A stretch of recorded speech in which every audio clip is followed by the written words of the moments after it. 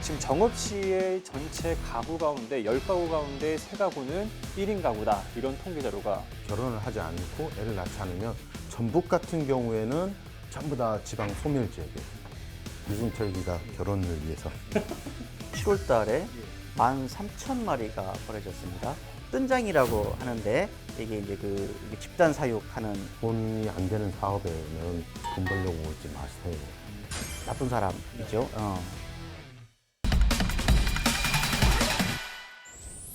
네, 뉴스에서 담지 못했던 취재 뒷이야기를 시원하게 털어보는 시간, 정보 기자회견입니다. 오늘도 함께해 주실 두 분 소개하면서 시작하도록 하겠습니다. 먼저 시사천사 김마훈 기자, 안녕하십니까? 네, 반갑습니다. 네, 그리고 로컬M 기자 안병환 기자 나오셨습니다. 네, 반갑습니다.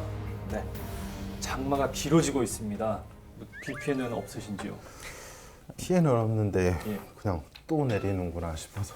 그러니까 이 햇빛을 잘 못 보니까 좀 우울해지는 것 같기도 하고. 일단 우리가 방송이 지금 나갈 즈음에는 이제 좀 멈춰 있겠지만 네. 정말 너무 많이 와도 너무 많이 와서 네. 특히 이제 남원 지역, 순창 지역 수해민들이 너무 많이 생기셔가지고 맞습니다. 지금 현장 갔을 때 정말 망연자실하신 네. 분들 봤을 때 좀 안타까운 마음이 들고요. 꼭 힘내시고 극복하시기를 다시 한번 기원드리겠습니다. 네, 하루빨리 좀 수습돼가지고 모두가 다시 활짝 웃을 수 있는 날이 빨리 왔으면 좋겠습니다. 이번에 다룰 주제는 1인 가구 이야기인데요.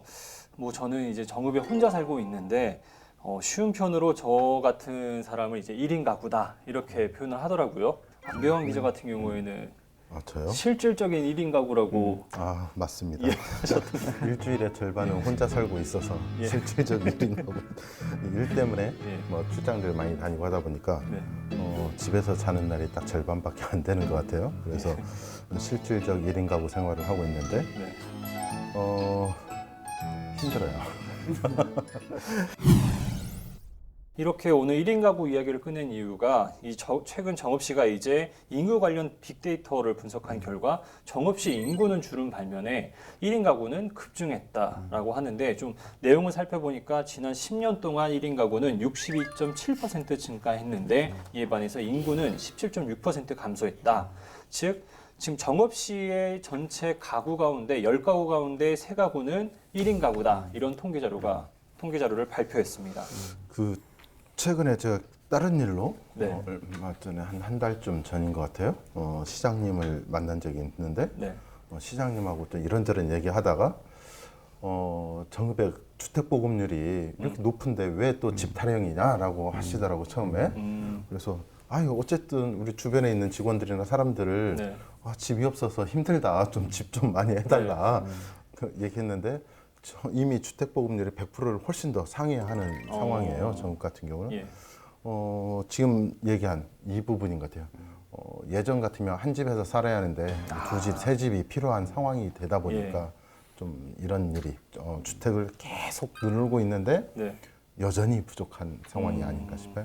이제 1인 가구가 이렇게 늘다 보면 장점도 있고 단점이 있는데 우리가 이 부분을 조금 짚고 가야 될 게 일단 그 연령부 혼인 상태를 보면은 20대에서 30대 이 1인 가구를 살펴보면 미혼이 87%예요.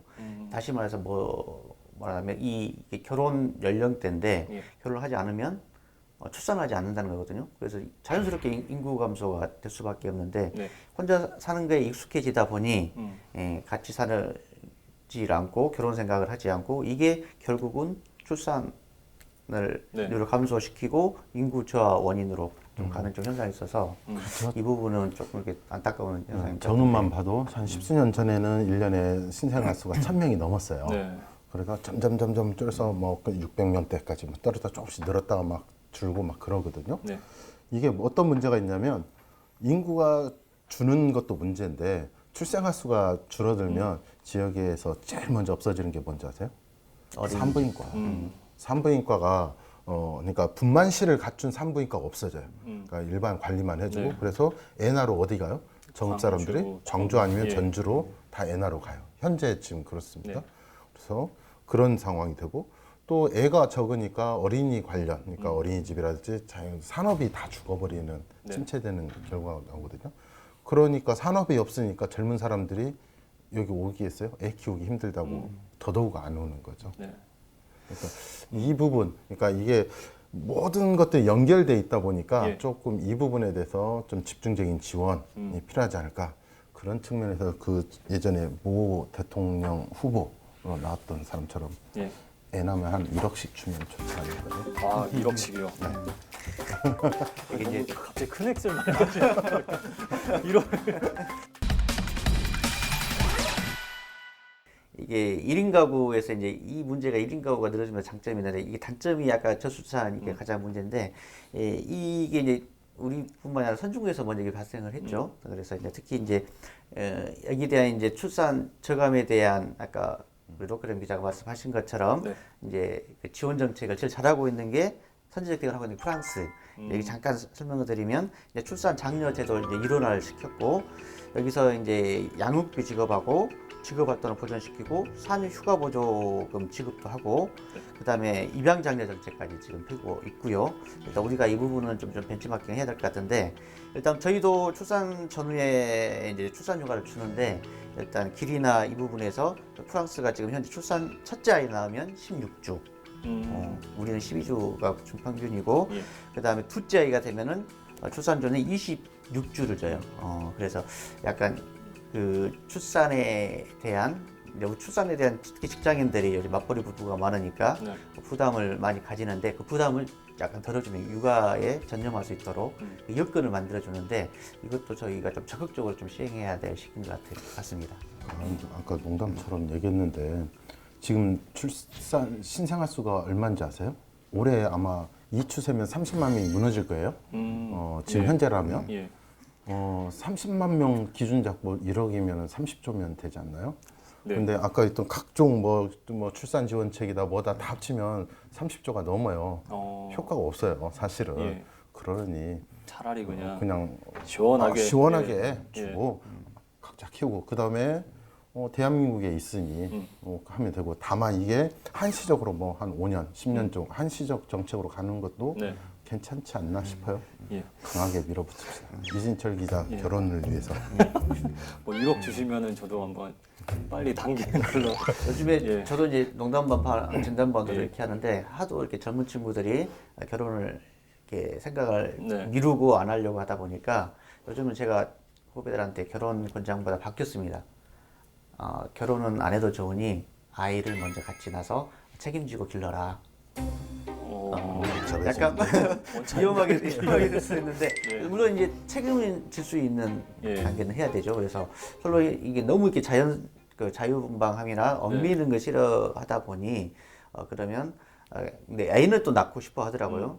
근데 결혼 후에 또 이렇게 이제 뭐 이혼이라든가 다른 이런 걸 생각하고 너무 고민을 많이 하고 있어서 이게 좀 사회 분위기를 이렇게 좀 가져가는 것도 좋을 것 같아요. 이게 동거 개념으로 보는 거죠.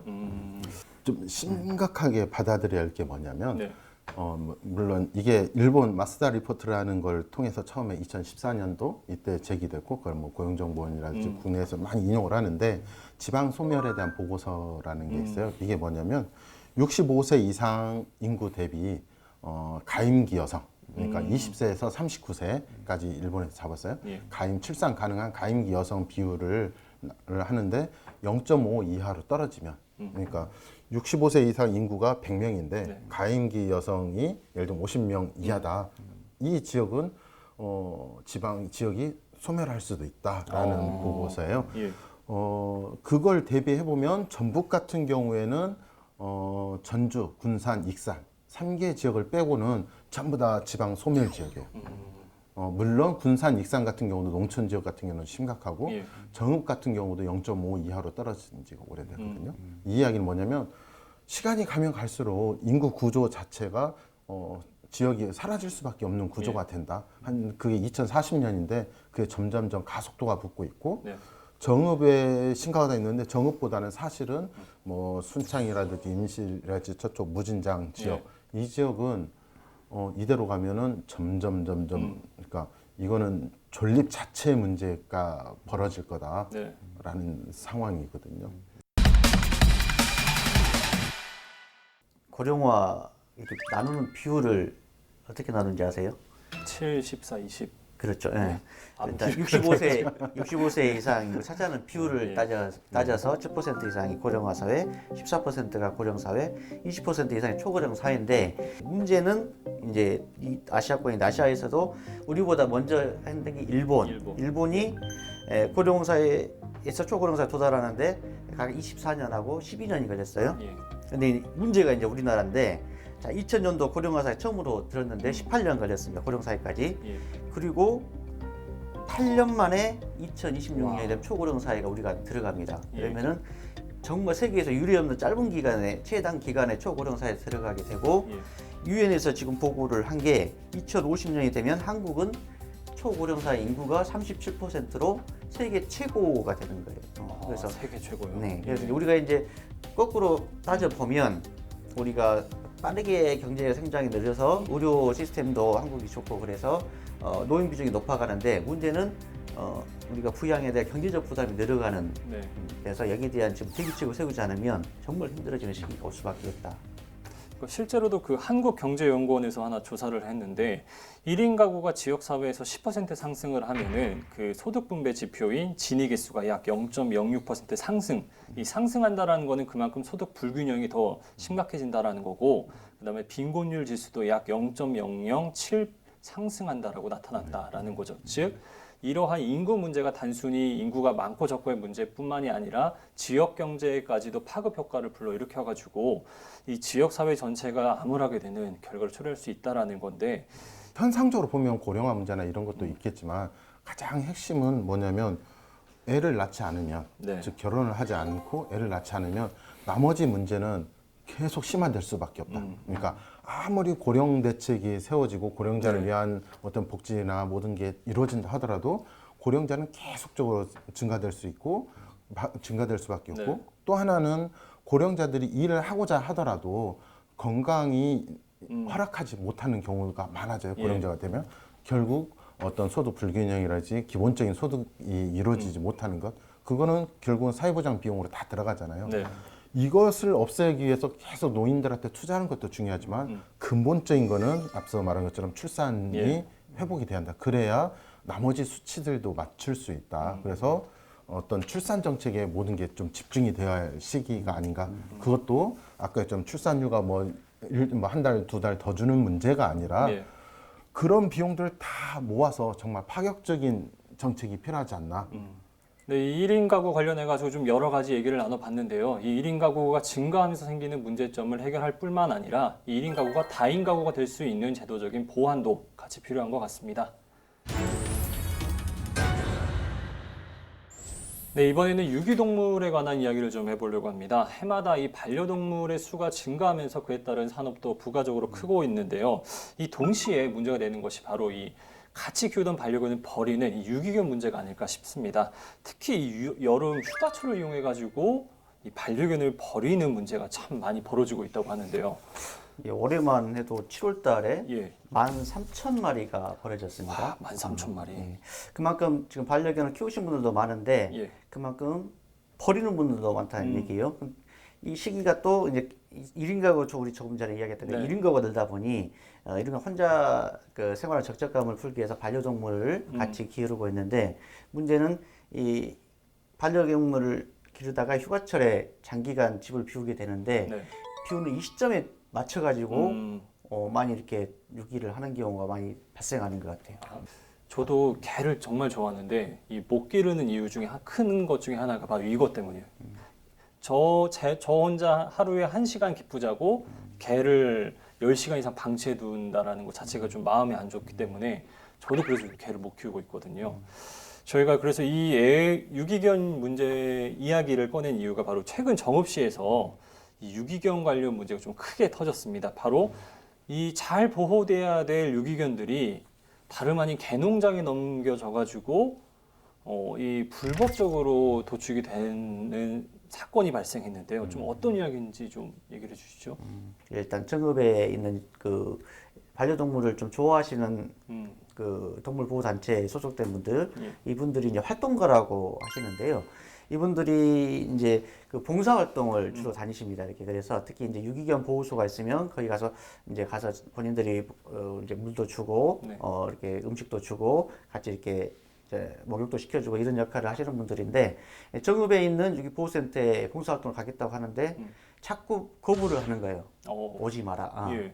지금 오면 안 된다. 어. 왜냐 왜 못 가게 하냐 그러면은 무슨 수의사님이 아프시다 안 계신다 이런저런 핑계를 대고 급기야 이분들이 그냥 찾아갔습니다.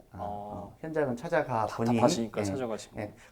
또 찾아간 계기가 그냥 간 것도 아니고 일단 그 이 유기견이 오면 주인이 어느 정도 기한이 나타나지 않으면 공고를 띄웁니다. 네. 입양하실 분 이렇게 찾는 공고를 띄우는데 이제 이분들이 그 공고를 보고 입양을 하겠다고 가는 거예요. 근데 그때도 이제 거부를 의사 표현을 했는데 안 된다고. 근데 이제 무작정 이분들이 가신 거죠. 예. 가서 보니 없는 거예요. 그 공고가 된 개가. 예. 그래서 어디 있냐 그랬더니 잠깐 기다리라고 하고 한참 이따 한 5분 정도 시간이 된 후에 개를 그때 마티즈라고 했었는데 예. 그 개를 가져온 거예요. 그래서 이분들이 이제 이상하게 생각한 거죠. 그 보호센터가 있어야 될 개가 없고 5분 후에 어디선가 나타났기 때문에 그래서 이분들이 그 나온 후에 5분 거리에 있는 모든 지역을 이분들이 수색을 했어요. 와. 수색을 하다 보니 아까 이 철창이 발견이 된 거예요. 그래서 약간 이제 비위생적인 시설이죠. 그래서 약간 진짜 방치된 그래서 그 질병에도 걸려 있고 제대로 먹지도 못하고 땡볕이나 이런 데 위생 상태도 전혀 안 좋은 그래서 이런 상황이 이제 실제적으로 나타나 버려서 이제 이분들이 이제 경악하면서 이걸 세상에 좀 알리게 됐고 특히 이 부분에서 그 근처에 있는 그 가공 공장, 냉동 보관 공장에 실제 이 기고기들이 많이 냉동 보관이 된 상태까지 발견이 된 상황이었죠. 그러니까 이 사건을 좀 접하신 분들이 좀 놀란 게 이제 뭐 유기견들이 그렇게 아픈 상태로 방치되고 이런 거에 마음 아픈 것도 있지만 가장 큰 문제점은 이 유기견을 정말 지자체에서 위임받고 제대로 관리를 해야 될 보호센터에서 오히려 공공연하게 불법을 저지르면서 그것도 불법적으로 얘네들 식용으로 사용하라고 이 도축 공장에 넘긴 이런 사례인데 여기에 대해서 좀 어떻게 바라보셨나요? 일단은 개는 식재료인가 아닌가? 아, 식재료가 아니까. 예. 어떻게 생각해요? 저는 뭐 개인적으로 개를 안 먹기 때문에 식재료가 아니다? 현재 우리나라 법상으로만 설명을 드리면 식품에 들어가 있지 않습니다. 개고기는. 그래서 도살도 안 되게 됐습니다. 그래서 모든 지금 음식으로 나오는 이 도살 자체 안 되기 때문에 사실상 도살 자체가 불법입니다. 모든 고기는 불법이 맞는데 우리 맹점이 제도적 허점이 개가 우리나라에서는 식품으로는 안 돼 있는데 가축으로 돼 있어요. 그래서 이 가축으로 돼 있기 때문에 저희가 이제 가축을 기르지만 이걸 식재료로 사용을 하거든요. 그래서 문제가 되는 게 이 가축이라는 거가 있기 때문에 이 근거로 또 이렇게 암암리에 도살이 되고 있는 거예요. 그래서 지금 동물보호단체에서 이 가축에서 개를 제외시켜달라고 지금 가장 계속 강력하게 요구를 하고 있는 상황입니다. 이 유기견 보호소가 지금 생긴 지가 한 10수년 된 것 같아요. 그러니까 제도적으로 보면 서울 경기 쪽에서부터 먼저 해서 이걸 처치 곤란을 하다 보니까 이거를 어떻게 할까 하다가 그 농민단체라든지 지역 유관단체한테 지원금을 주고 이걸 맡겼어요. 그러면 그쪽에서는 일정 기간 보호하다가 주인 오면 찾아주고 이게 주인이 끝까지 없으면 어떻게 해요? 뭐 안락사 다 안락사예요. 원래 규정대로 한다면 안락사 시켜서 이걸 할 수밖에 없어요. 왜냐하면 개를 갖다가 거기서 소위 말하면 계속 키울 수는 없잖아요. 그렇죠. 그래서 일단 개를 키우는 사람들이 반려동물을 키우는 사람들이 내가 키우던 반려동물을 버린다는 거는 내 손으로 아니지만 저 반려동물 죽이는 행위다. 아까 조금 잠깐 서도 말씀드린 것처럼 현재 식품으로 안 되기 때문에 이 유통 자체가 현재는 불법으로 돼 있고 여기서 이번 사건에서는 가장 문제가 동물 보호 지금 전북에만 25곳이거든요. 여기 보호센터가 25곳에 민간위탁 방식으로 운영이 되고 있는데 민간위탁이지만 지자체에서 공공자금이 투입이 됩니다. 그래서 여기를 보호를 해주고 그 다음에 주인을 찾든가 아니면 새로운 입양자를 찾든가 아니면 그 보호 자체가 정말 힘들면은 안락사 시키게 돼 있는데 여기 같은 경우는 이 규정을 무시한 거죠. 지원금은 받고 주인은 실제적으로 네. 어찌 보면 안 찾아주고 네. 이분 같은 경우에는 찾아줄 마음도 없는 것 같아요. 찾아줄 마음도 없었던 것 같고 그냥 나쁜 사람이죠. 그거죠. 유기견 보호센터 하시는 분들이 다 나쁜 사람들이 아니고 아, 그렇죠. 그렇죠. 예. 좋은 일들 하시는 거고 몇몇 분들 사실은, 때문에 사업적으로 본다면 돈이 안 돼요. 만약에 정말 큰 돈이 됐다라면 많은 곳에서 사업적으로 접근을 했겠죠. 그렇죠. 사업적으로 보면 큰 돈이 안 되는 어찌 보면 자기 희생일 수도 있는 부분이거든요. 일단은 그래서 일단 관리 책임 지자체들이 선정할 때 어떤 개인보다는 이런 단체와 연합해서 같이 하는 것도 좋은 방법이지 않을까. 그래서 한편으로는 동물보호단체나 이런 데도 많이 있잖아요. 이분들이 뭐 감시 기능도 하겠지만 직접적으로 이분들이 직접 운영하는 것도 방식이겠다. 그래서 일단은 지금 현재 이제 전북도에서 이제 25개 현재 민간인톡 방식으로 운영되고 있는데 이거를 약간 거점화 시켜서 직영하는 제도로 조금 변화를 하려는 지금 준비는 추진이 되고 있습니다. 그러니까 돈이 안 되는데 자꾸 돈을 벌려고 하고 돈 만들려고 하니까 꼭 범죄가 된다니까요. 여기서 돈이 안 되니까 그 몰래 팔아서 잡아서 개고기로 팔면 돈 되겠다라고 해서 되는 거잖아요. 제발 돈이 안 되는 사업에는 돈 벌려고 오지 마세요. 이게 정말 핵심이지 않을까. 기자 입장에서야 새로운 기사거리가 나오겠지만 전체적으로 본다면 정말 아니오시다 하지 않습니까? 일단 이제 일단 이거는 그 유기견에 대한 시스템 문제고 여기 좀 근본적인 좀 해결반 중에 하나가 유기견이 발생하는 약간 7월 한 달 동안 만여 마리가 넘게 발생해서 17,000마리가 넘게 발생을 했으니까 약간 어찌 보면 멀찍한 분들이죠. 책임을 지지 않고 잠시 자기 어찌 보면 자신의 기쁨을 느끼기 위해서 했다가 무책임하게 버리는. 그래서 이거를 보완하기 위해서 지금 반려동물 등록제가 있습니다. 이게 이제 2014년도 1월부터 지금 시행이 돼 있는데 이 내용을 보면 3개월 정도가 이렇게 되면 등록을 하게 돼 있습니다. 그래서 저희가 이제 그 방법은 그 반려동물의 칩을 안쪽으로 무해한 칩을 넣던가 아니 밖으로 드러나게 번호를 주던가 하는데 거의 버리신 분들 대부분이 없어요. 이분들은 처음부터 등록조차 안 하신 거죠. 언제든지 버릴 수 있는 상황을 만들어 놓은 상황에서 이제 이게 만약에 적발이 되면 100만 원 이하 벌금도 있고 과태료도 있습니다. 근데 이게 이제 강하게 지금 집행이 되지 않고 때문에 이게 상황이 되는데 장기적으로 이게 일단 그 등록을 해야 된다는 게 좀 분위기가 돼야 될 것 같고 그리고 이렇게 등록하지 않았을 경우는 좀 강하게 조치하는 방안도 좀 추가적으로 좀 후속으로 좀 따라야 될 것 같습니다. 네, 오늘 기자회견 어느새 마무리할 때가 됐는데요. 오늘도 어김없이 한마디로 오늘의 주제를 정리하는 시간 가져보도록 하겠습니다. 어떤 분이 먼저 하실까요? 먼저 하겠습니다. 아, 예. 한병환 기자. 1억만 주세요. 1억만 주세요. 예. 강렬한데요. 예. 1억만 주세요. 네. 김남욱 기자. 일단 오늘 어차피 이슈가 두 가지여서 네. 두 가지를 한 문장씩 하겠습니다. 아, 예. 자유니까. 일단 반려동물은 책임은 져라. 책임은 져라. 그리고 1인 가구 관련해서는 낳지 않은 종은 멸종의 길이다. 아, 낳지 않은 종은 멸종의 길이다. 아, 예. 저는 사람이 답이다. 이렇게로 정해왔습니다. 그래서 또 컨닝한 것 같아요. 아니. 거침없는 기자들의 취재 뒷이야기를 시원하게 털어보는 시간 전북 기자회견. 다음 이 시간에도 지역의 다양한 이슈들을 재미있고 쉽게 풀어드리겠습니다. 함께해 주신 여러분 감사합니다.